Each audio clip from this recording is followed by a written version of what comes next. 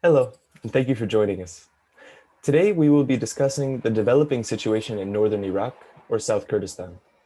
In the past few weeks, forces of the Kurdistan Democratic Party, or KDP, have deployed near the areas held by guerrillas of the Kurdistan Workers Party, or PKK, in South Kurdistan. Tensions between the PKK and KDP have escalated dramatically. Last month, the PKK has been blamed for the assassination of a security forces official affiliated with the KDP, which the PKK has vehemently denied. These developments have been taking place as Turkey continues to escalate its interventions into the Iraqi Kurdistan region as part of its ongoing conflict against the PKK. There has been conflict between the KDP and PKK in the past, and Turkey has consistently sought to deepen the divide between these parties in order to advance its own agenda. Recently, Murat Karayalan, a member of the Executive Council of the PKK, issued a public call for peace and dialogue between the parties, and has warned that if the situation continues to develop in this way, it will lead to an intra-Kurdish war that will be devastating for all of Kurdistan. For a greater understanding of what is happening and what can be done to cultivate a process of dialogue between these groups, we will be speaking with Nilüfer Koç. Nilüfer is the former co-chair of the Kurdistan National Congress, or Keneke. The Keneke, sometimes referred to as the Parliament in Exile of Kurdistan, operates as a representative body for organizations from all four parts of Kurdistan and seeks to promote unity and dialogue amongst the various Kurdish political parties. Presently, Nilüfer serves on the Executive Council of the Keneke as the chair of the Commission on Foreign Relations. She has worked extensively in multiple regions of Kurdistan, including in Iraqi Kurdistan. Nilüfer, thank you very much for joining us. Thank you, Kana, for having me. Thank you. Maybe you can begin by giving us a brief overview of the recent developments in Iraqi Kurdistan and tell us what you are able to about what the situation is like now on the ground, and as well as offer some background as to why these developments are happening now. For example, why the KDP is acting the way that it is, and what role that Turkey is playing in these developments. When we speak about Kurdistan, we must consider that it has, whenever there's conflict happening locally in Kurdistan, it has regional and global aspects also. That's why it's important. Everything what is local is by same regional and global in regarding problems of Kurdistan or in Kurdistan. And the current situation, the increasing of escalation between political tensions between KDP and PKK has directly something to do with the changes of political violences in Middle East and globally. I think that's why I wouldn't say it's an intra-Kurdish conflict, the tensions between PKK and KDP. So one can say clearly Turkey is behind all of these problems or the conflicts, because after the Syrian war, Turkey is permanently destabilizing the whole area for the Turkish concept of having a greater Turkey in the vacuum of Middle East. And the first step is to occupy two parts of Kurdistan for the dream of having a greater Turkey until 2023.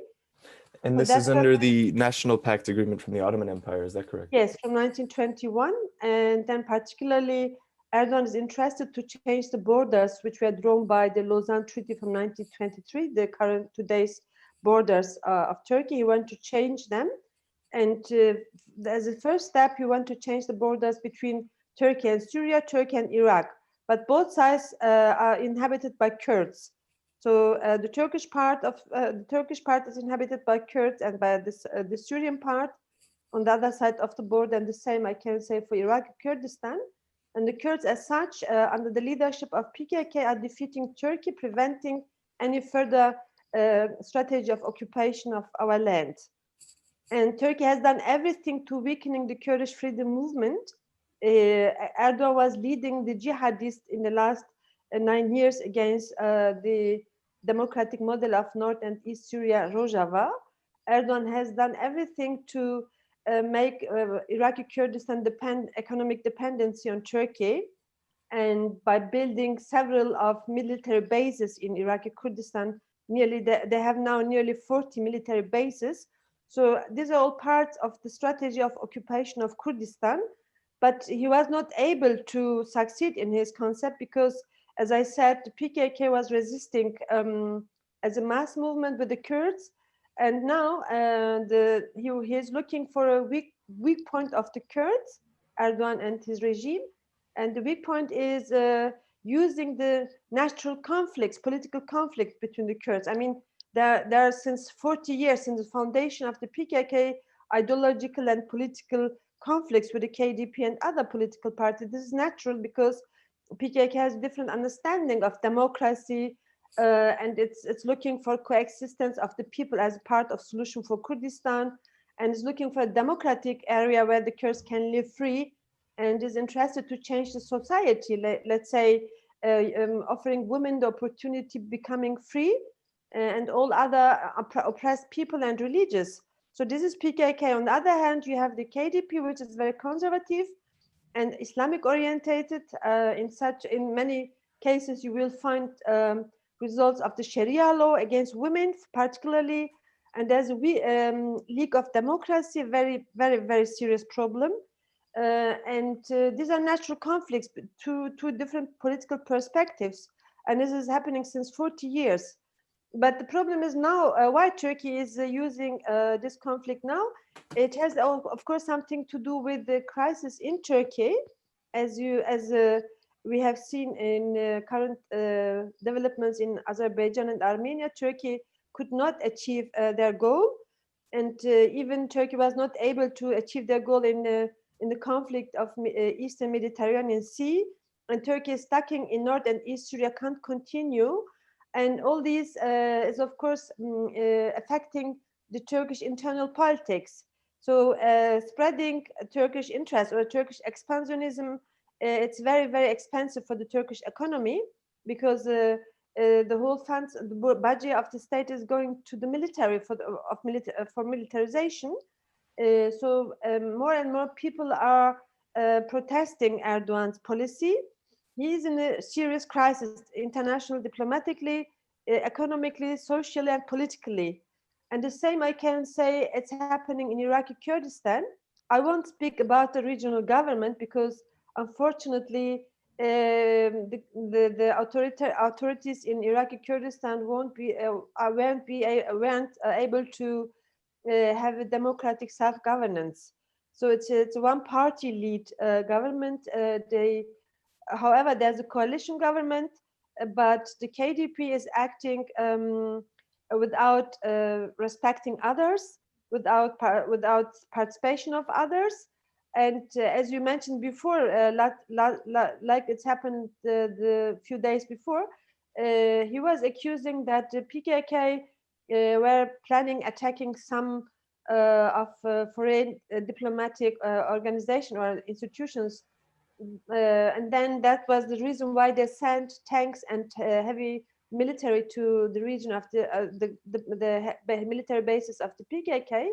And they said was a decision made by the National Security Council of the Kurdistan regional government. And then the PUK said this is not true. The National Security Council consists of 5 people, 3 are members of the PUK, 2 from KDP, and they denied this.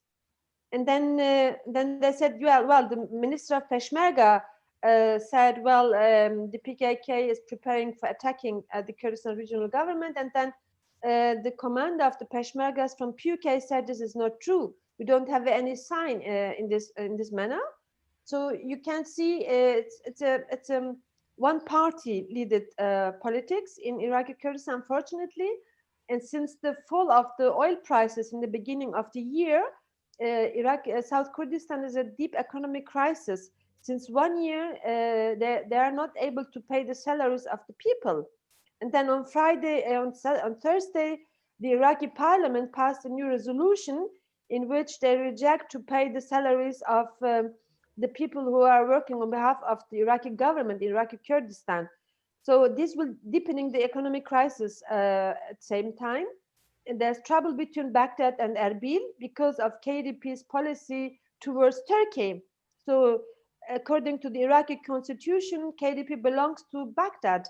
So there's a pact between them and Baghdad, there's agreement between them. But what they do is rejecting cooperating with Baghdad, instead more cooperating, collaborating with Turkey. So, and this is creating other problem with Baghdad, with the central government. And the other problem was, which was increasing after 2017, the referendum for independency. After that, we lost 40% of the land of South Kurdistan to the Iraqi central government. And now, because of the 40 military bases of Turkey, we have lost 20% of our land to Turkey now. It's happening practically now. And this is the question. The journalists are questioning this, the people are questioning this, but nobody is giving any response for the backstage issues. So, and for that reason, nearly 16 journalists were arrested just last month. They're asking, why don't you pay salaries? Why do you bring Turkey to our land? And why don't you reject to cooperate with Baghdad, for example? So, and then you can see there's a crisis also in Iraqi Kurdistan.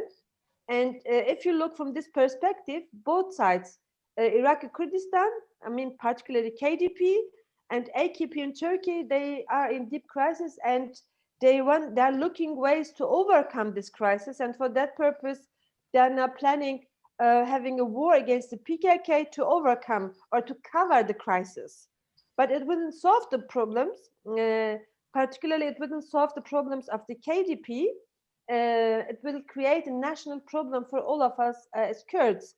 You must imagine Kurdistan is in the center of Middle East, and Middle East is now currently center of the Third World War.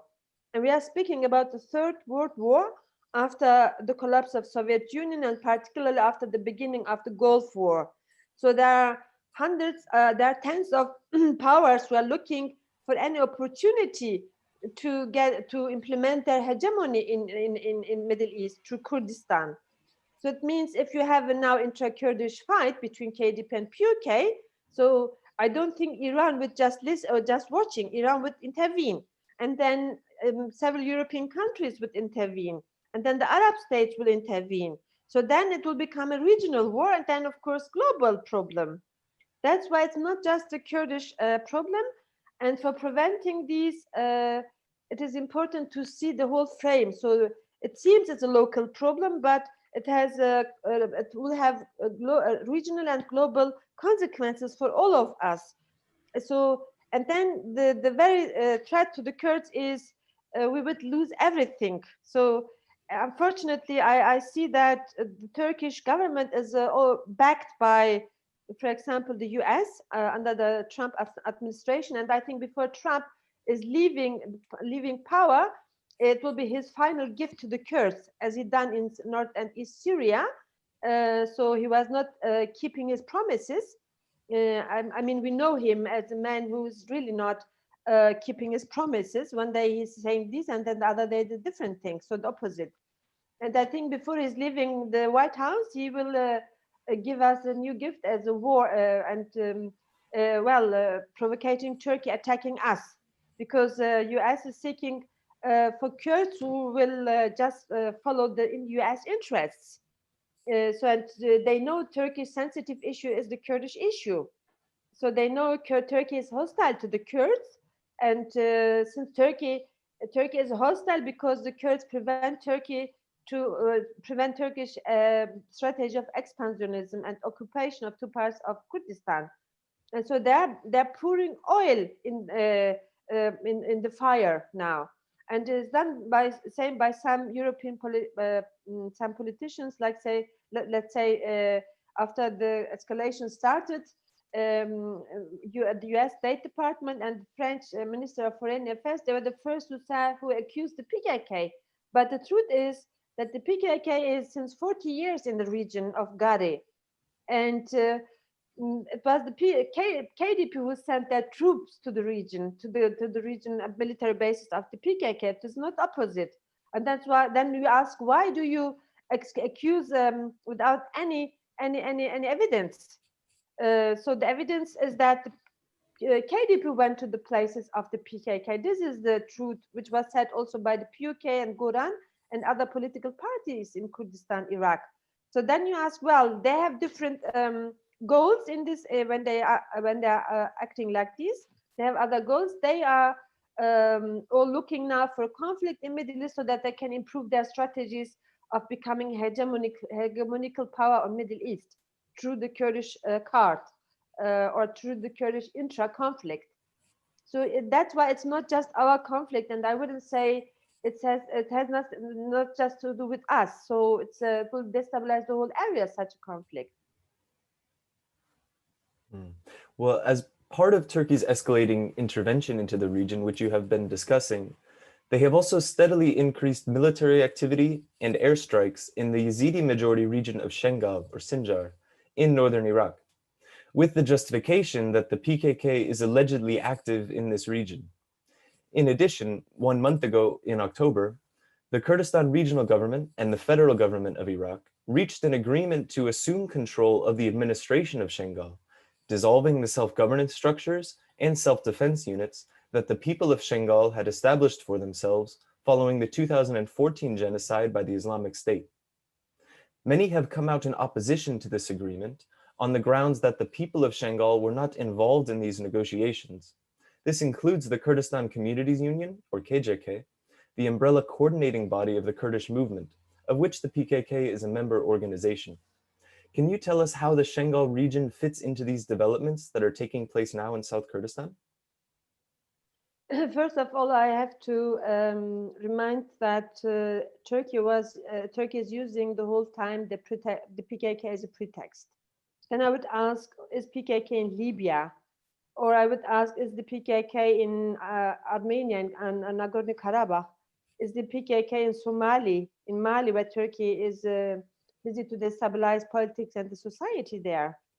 So was the PKK in Eastern Mediterranean Sea?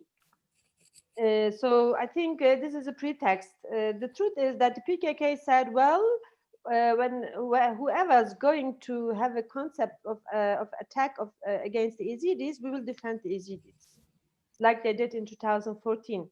So I think it's a shame when Iraqi government and the US are talking about agreements against the Sinjar region against the Yazidis when they weren't able to defend them in 2014.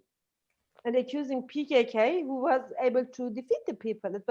The whole defense started with 12 guerrilla fighters of the PKK in August 2014. They trained the Yazidis. They said the Yazidis, we have to fight together. They educated the people for self-defense. Otherwise, we would have no Yazidi today. So Turkey was clear by backing the IS for ethnic cleansing, genocide against the Yazidis. It was the PKK who saved them. So then changing the truth, this is an unbelievable lie what they do now. So I'm asking the Baghdad government, where have you been in 2014? You got your helicopters, you got military artillery, the US got digital military technology. Why could you not save the Yazidis against IS in 2014? So you are not punishing the power who was able to save the people there. This is the unbelievable lie what they do. It's a hypocrisy. It's for me as women and Kurdish is really not, as a human, it's really not acceptable what kind of lie they're producing in the media and trying to provocate Kurds as such. So of course, when you go deeper to the background on the whole story, it seems that the US or the current US administration under Trump, I don't know how it will be under the leadership of Biden and Harris, but I do believe that Trump was clear pro-Erdogan. Trump administration. We have seen this in North and East Syria, and we are seeing this now in Iraqi Kurdistan. So it seems that the policy is pro-Turkish, anti-Kurdish. Whatever, there are some, of course, there are people in the US in the administration who are not agreeing with the Trump strategy, but the ruling power in the Trump administration is clear anti-Kurdish.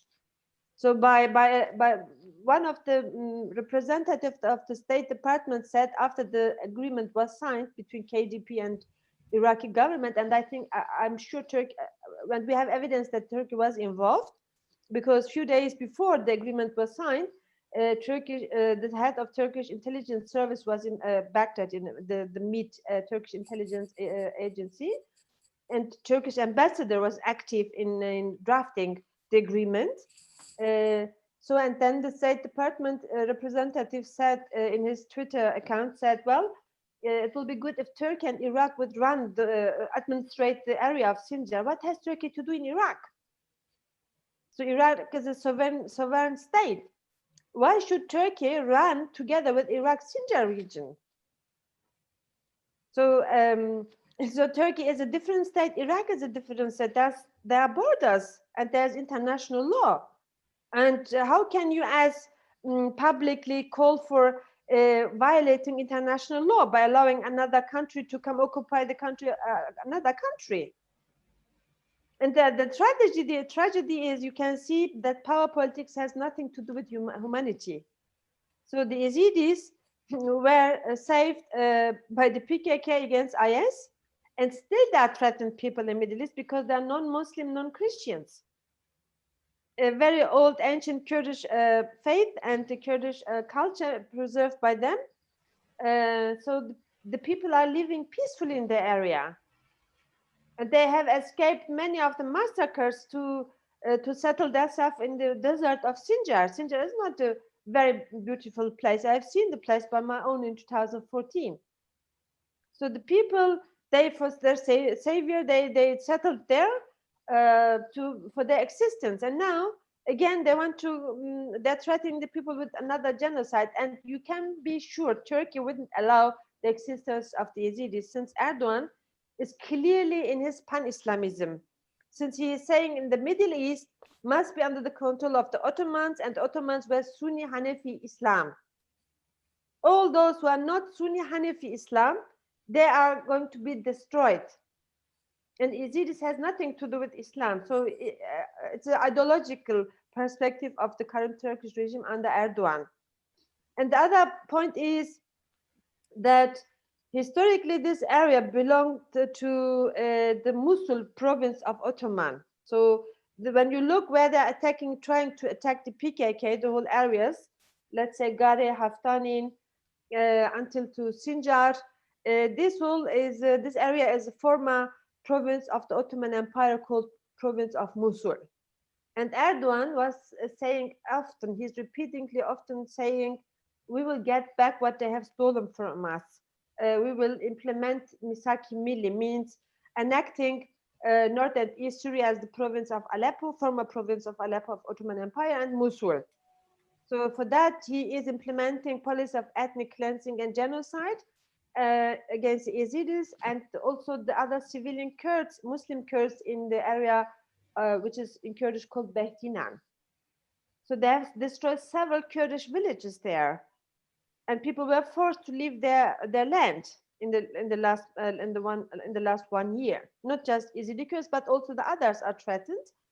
So it is power sharing issue between the US, Turkey, and I think they're using also the Iraqi government because it's a weak government. And next year there will be election, and you can imagine. So it will take time, 2 years time after they have a government after the election, like we have seen this in the past.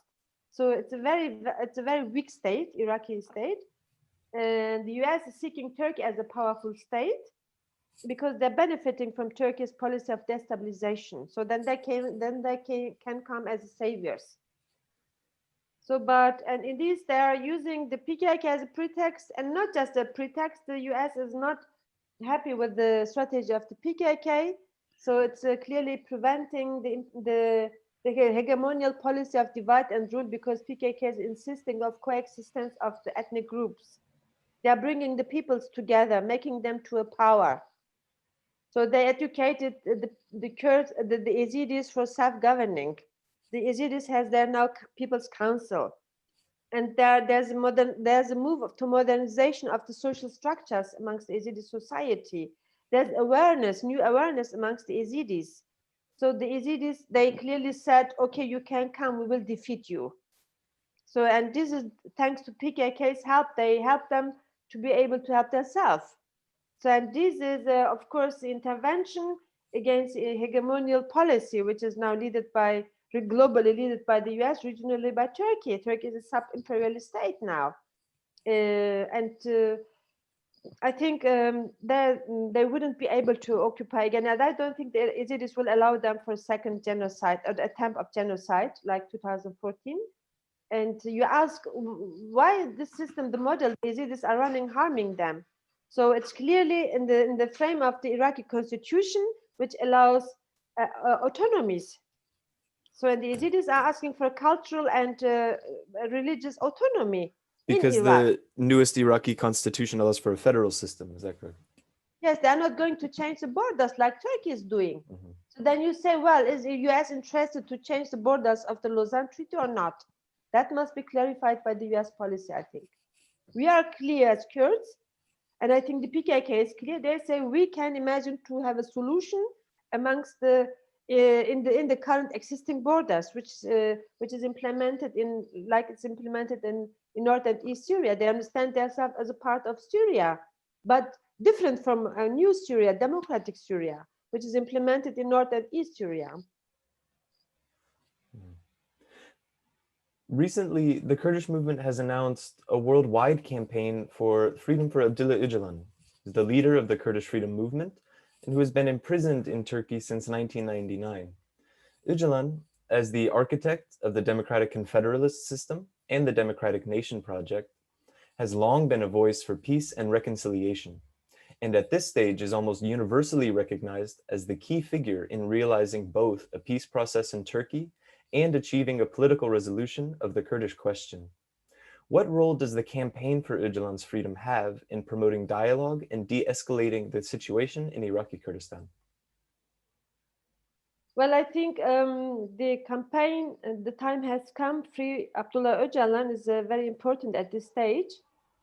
And the whole campaign is now backed by some resolutions of the European Committee of Prevention of Torture and the Parliamentary Assembly of the European Council in Strasbourg.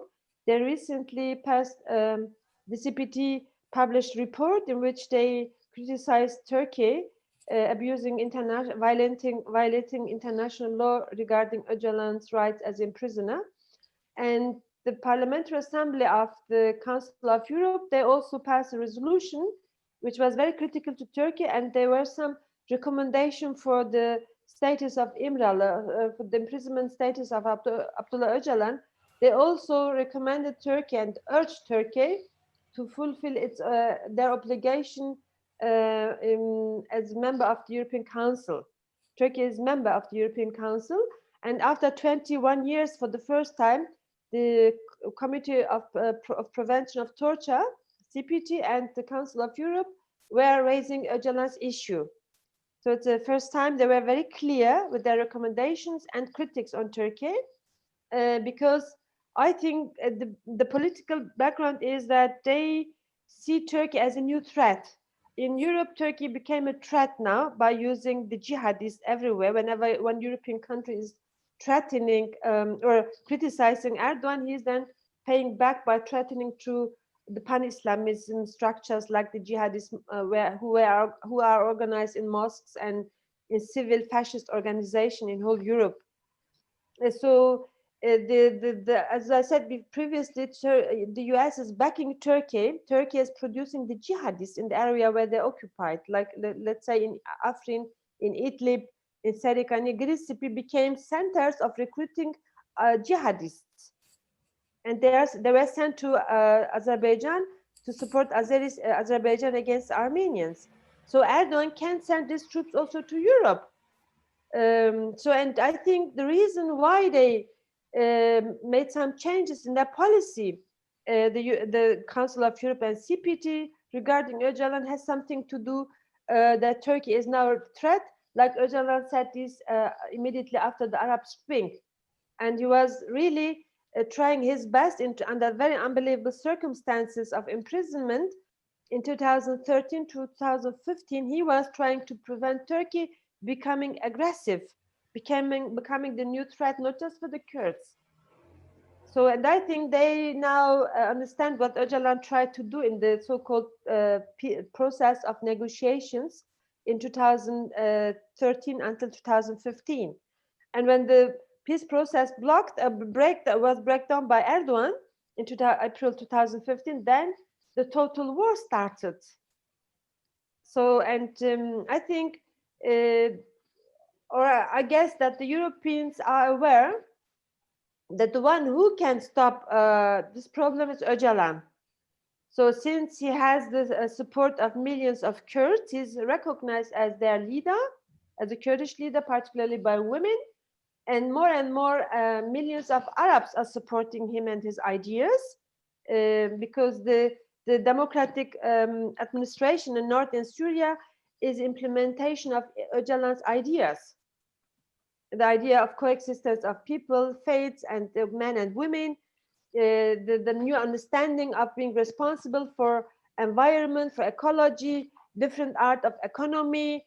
So it's a model which can be implemented in all regions of Middle East. It's alternative. So that's why Arabs are supporting Öcalan, and the majority of I would say 99% of the Kurds are feeling that he is the right leader for them. And I think the state has seen that Öcalan is one who is able to be leading figure in finding compromises with Turkey, diplomatic compromises and negotiations. So he has shown these various times in the past. And stopping Turkish fascism. Fascism means internally in Turkey homogenization of the whole society, beginning with the Kurds, but implemented on the Alawis, on the Christians, like we have seen the changes of mosques to the churches to mosques in Hagia Sophia, and the increasing pressure on Christians and Jews, on other different Islamic orders, except the one who are not Sunni Hanafi, and then particularly increasing violence against women, domestic and state violence against women, because Erdogan is a real Sunni Muslim Hanafi and Salafi. He's a Salafist, I would say, ideologically, and he says his sons as a Salafi soldiers, like the jihadists. So he is a threat to all of us, and unfortunately, he is growing his power. His power is growing everywhere, not just in Middle East, but also in Europe, in North Africa, in Asia, in whole continents. Even Latin America is recruiting people. So he is now a threat, leading the new fascism, and through the policy of expansionism, destabilizing all areas. And the one who can stop him is Abdullah Öcalan, and that's, I think, that's the reason why why Turkey is insisting having intra-Kurdish fight to weakening this position of Öcalan and the PKK for the future, for a peaceful future. That's why standing for supporting campaigns for the liberation of Abdullah Öcalan will be contribution for the problem in Turkey, Iraq, Syria, and Iran, because there are millions of Kurds in this region, and Kurdistan can play with these four parts, can play a vital role in implementing improving democracy for the region. Since the Kurds in Turkey, in Iran, in Iraq, and Syria are supporting him, they would listen to him. So, and it depends, want you democracy or war? So this question must be asked to the US policy.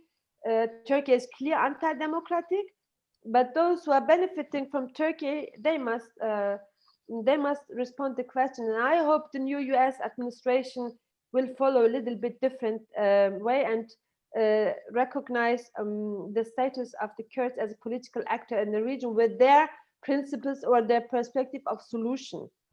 So, and this Öcalan will play a key role. That's why it's not just the issue to ask for a Kurdish leader becoming free. His freedom will ensure the freedom of all of us. That's why it's really vital to support the campaign. And under the circumstances of COVID-19, still the Kurds in Europe and everywhere are very active in this campaign, and in other parts of Kurdistan also.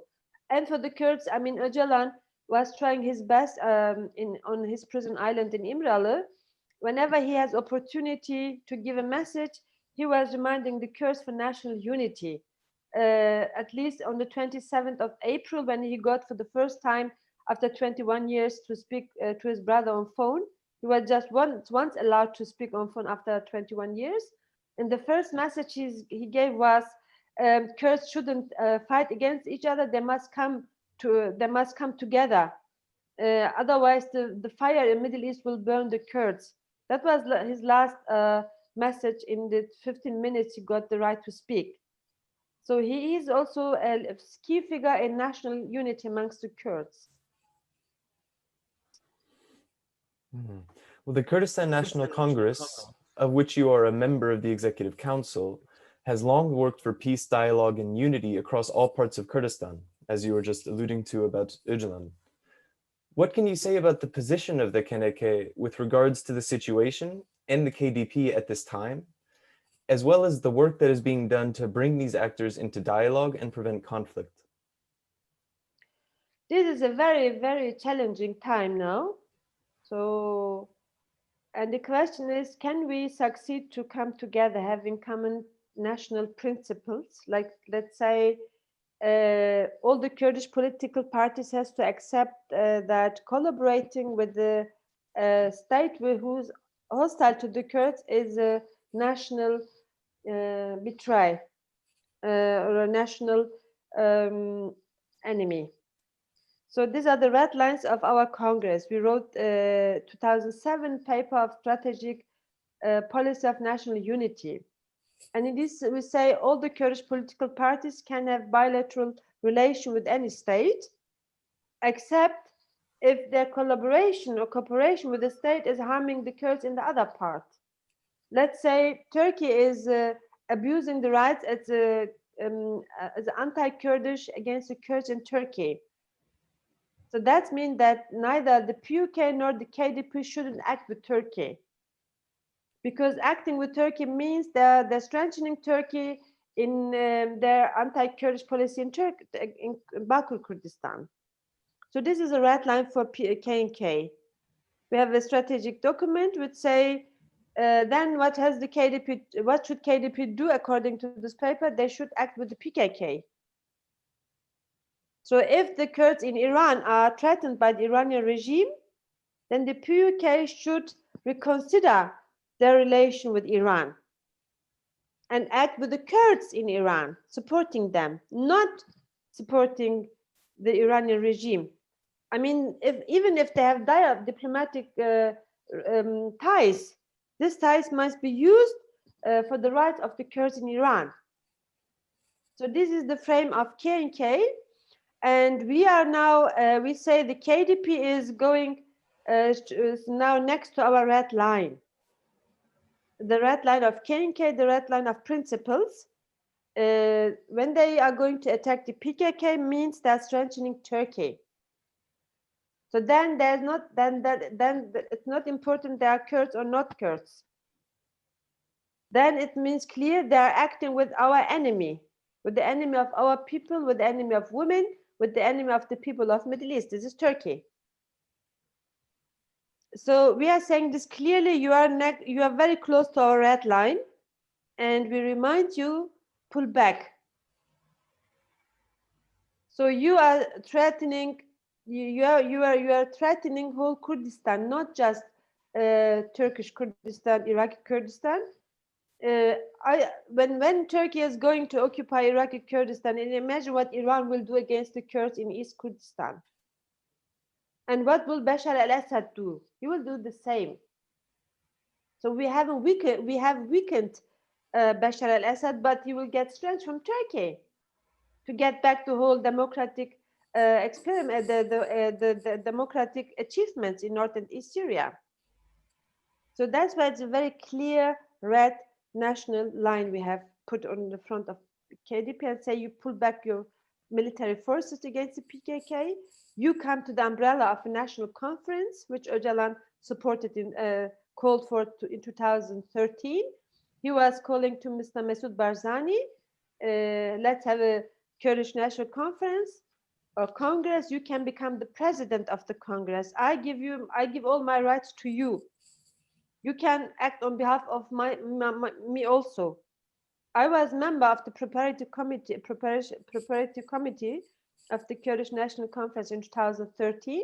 We acted under the leadership of Mesut Barzani for 4 months. It was a project of Öcalan said, please bring the Kurds together. We have an opportunity to get more achievements in the vacuum of Middle East. But he was not listening to him. So and the result is he then moved more and more to Turkey, to AKP. So the other thing what I can understand is Turkey is now criticized by the majority of the states who are member of the UN. The Arabic states are criticizing Turkey.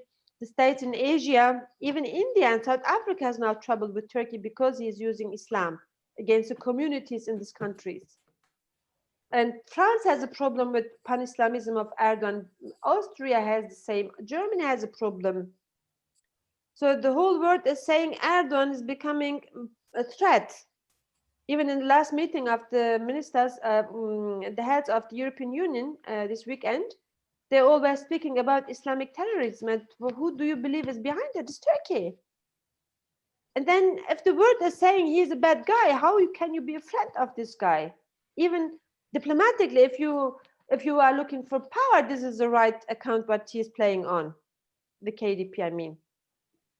We have now the support of the majority of the Kurds. All the political parties are supporting our current policy of the KNK. We have sent recently a delegation led by our co-chair. He is now mediating and bringing all the political parties together, the civil society, because for us it's important to have the civil society in the boat also. It's not just an issue of political parties. If a war is coming, then it will affect all the people. So our delegation it's consisting on representative for Rojava, from Bashur Kurdistan, from Iranian Kurdistan, unfortunately not from Bakur Kurdistan because it's too dangerous for them. But they are now holding meetings with the different groups, and as I said, all the people in Kurdistan, they are very aware about the situation, and there are now hundreds of initiatives. One was led in Europe amongst the diaspora, 1,500 intellectuals, high-ranking politicians, former Peshmerga fighters. They all call to preventing intra-Kurdish fight. And there are civil initiatives in Iraqi Kurdistan. All the Kurdish political parties in Bakur Kurdistan, Turkish part of Kurdistan, they call to KDP to withdraw its forces from the areas of PKK. So it's clear that the society is against this war and criticizing publicly the KDP and particularly the Barzani family, because they say not all the KDP people are behind the strategies led by the Barzani family. This is what the people are telling in their statements and writing in their documents. And this is good that there's a political awareness amongst the Kurds, which is very productive, which is supporting us, ensuring us that we can go ahead and being very clear in our demands in mediating in the conflict. Finally, what has been the role of foreign governments, for example, the governments of the US, the UK, and Europe, which you have discussed a little bit up to this point, in the developments thus far? And what message would you give to these governments as to how they can act to facilitate a resolution of this situation? And additionally, what message would you give to the people of these countries regarding how they can support the Kurdish movement and work to promote peace in the region? Well, it's a difficult issue, state and peace. I don't know how to answer. Well, we are right in the mid of the Third World War, and this war is about sharing the area, designing a new area of Middle East, which the US called in the 90s the Great Middle East Project. So, and in this, the US has allies like UK and other states. So all of them are looking for an opportunity to settle their interests in the region. So, and it seems there's no big interest in peace now. That's why producing intra-Kurdish conflicts like they did in the past century. But I would remind them saying the Kurds are not the old one. And the smart thing by the Kurds was that they say to the other people, hey, we are not the only one. The Arabs are oppressed also. The Christians are oppressed. They created strategy of unity of oppressed people by overcoming any kind of nationalism. They said to the societies, I mean, according to Öcalan's strategy, if you want to have more democratic rights, then start by yourself, democratize yourself by offering women the free participation in decision-making issues. And call to the women, organize yourself autonomously. You are the key to the social democracy, changing the societies. So this idea has left the Kurdistan and Middle East. Today, Kurds have worldwide millions of friends. There are hundreds of people who are writing their PhD on this model. So Kurdistan is not just in Middle East. And the Kurdish idea is not just in Middle East. So it won't be so easy ethnic policy of attempting ethnic cleansing massacres against the Kurds now, since they are not alone. And the slogan, the Kurds have just the mountains as their friends gone. We have friends. And this is the strategic strength we have as a people of a very critical area in the world. The other point with the states is the states are understanding a different language.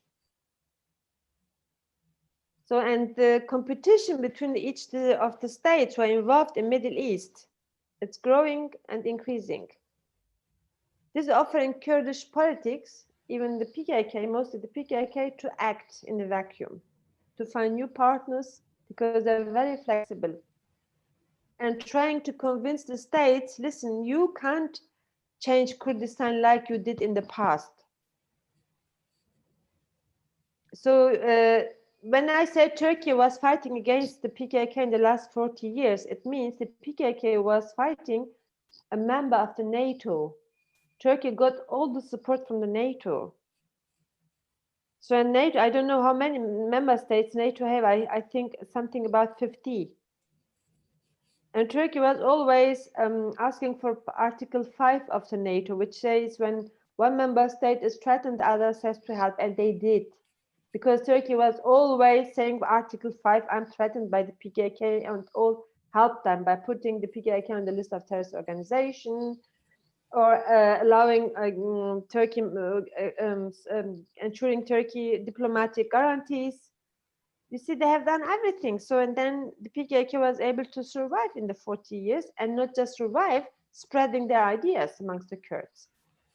You see, today it's not so easy to produce intra-Kurdish conflict. It started in the beginning of the year, and from Zinewert until now, there's a game which Turkey is playing as a key state, but others are supporting Turkey in defeating the PKK, weakening the PKK. But you see, the Kurds say no. So the PKK has the support of the majority behind them. And they say to UK, to Britain, to US, they say, what do you want? We are not going to change the borders. It's your partner who want to change the borders, Turkey. And they say we are not terrorists. Then when we are terrorists, what about the jihadists? What about Islamic State, which is financed by Turkey? So we are not improving pan-Islamism, or we are not going to improve pan-Kurdism, but there's a pan-Turkism. So we say the state, you can stay here, but we have the right to stay here also. Coexistence between Kurdish autonomy and state. So it's not the old art of revolution where they say we will destroy all the states. No, they say it's a coexistence, state and nation state. You can stay here, but mutual respect. I recognize you, you recognize me. So then what can the US say then? What can UK say then? In the past, they said, Turkey, you are right, PKK is a separate organization.